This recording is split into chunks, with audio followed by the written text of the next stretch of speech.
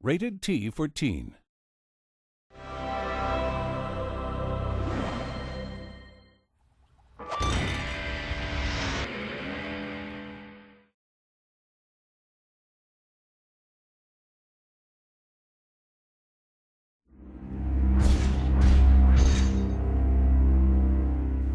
In Empire Earth 2, we are starting with a brand new engine. Every single line of code, every piece of art, every piece of design scripting, every line in the design document is brand new. We are starting from the ground up. We have built our engine on top of the core graphics libraries in Gamebryo, and we've built a brand new DirectX 9 graphics engine, AI engine, and game engine that's really not matched by any other engine out there. In Empire 2, we're striving for realism across a variety of areas, and one of those is in representation of the world that you're in. We've got really fantastic water effects with ripples on the water, reflections. We have all sorts of new smoke effects and explosions.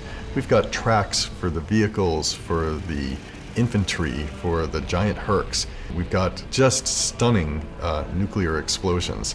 So this game has a lot of beauty in it that you haven't seen before. The terrain that's represented in the world changes over time. We have a full seasonal model with a calendar that operates, that takes it through summer and fall and winter and spring again. Units have idle animations. If a unit is sitting there idle, we actually customize those animations based on the season you're in. So in the winter, you might have units that are sitting there shivering a bit while they're waiting around for orders, whereas in the summertime, they might wipe their brow because of the sweat. We decided that we were going to put weather in the game, and it wasn't just an issue of adding some eye candy. We wanted it to affect gameplay. There are 3 different terrain types you can play games on in Empire Earth 2. There's temperate, there's tropical, and there's arid.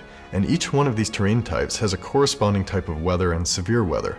So in the temperate maps, you'll encounter snowstorms, but you can also encounter blizzards. In the tropical maps, you'll encounter rainstorms, but they can also turn into hurricanes. In the arid maps, you'll get sandstorms, and they can become very severe sandstorms. Every type of weather impacts the gameplay in a different way. So in the blizzards, your movement speed is reduced, and your line of sight is reduced. In the tropical rainstorms, not only is your line of sight reduced, but aircraft can't fly as well. They may be forced to return to their base, or they'll at least be jostled around and their attacks will be less effective. This means that you have to take that into account when you're playing the game. Now you can turn the weather off if you want to play that way, but when you have the weather on, it adds a certain variability to the maps and to the replayability that you really don't get in any other sort of game. And when you're launching a big attack and you realize it started raining and your planes aren't going to be able to carry out the attack, it's both more realistic and it's more fun.